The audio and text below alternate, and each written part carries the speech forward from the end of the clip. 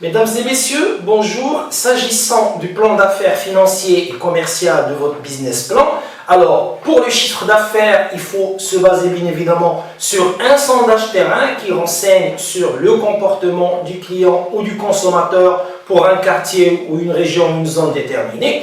Puis après, collecter des données sur le produit, la consommation des ménages pour la même zone. Bien évidemment, ces données, vous pouvez les collecter auprès du Haut Commissariat au Plan, auprès des CRI, des centres régionaux d'investissement. Alors, s'agissant des charges, bien évidemment, alors pour les charges qui seront finançables soit par un produit d'investissement, c'est-à-dire par un crédit d'investissement comme Intelaca, ou même un prêt d'honneur qui finance la partie fonctionnement, c'est-à-dire les salaires, le loyer, le règlement des redevances. Alors, si vous êtes une entreprise qui existe déjà, qui a moins de 5 ans, vous allez vous baser sur les charges, les coûts de la comptabilité.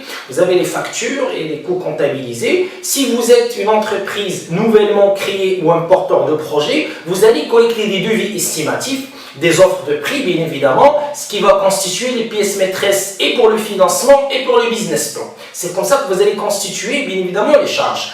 Pour les 6 premiers mois, c'est certain que les charges seront assez élevées, mais à partir du 6e mois, il faut maîtriser les charges vers une tendance baissière. Alors, pour le chiffre d'affaires, c'est l'inverse, c'est-à-dire que le chiffre d'affaires, il faut le développer, il faut faire fructifier le chiffre d'affaires, éventuellement à compter du 6e mois, sachant qu'on est sur un business plan, donc l'estimation devrait se faire sur 5 ans. Donc l'objectif, c'est de démarrer avec un solde déficitaire, ce qui est tout à fait normal, parce qu'au démarrage, vous avez des dépenses, vous avez autant de charges et peu de ventes, donc un chiffre d'affaires vraiment très réduit. Mais puis après, il faut maîtriser les dépenses, donc une tendance baissière des dépenses, et puis une suite logique, une tendance haussière du chiffre d'affaires, bien évidemment.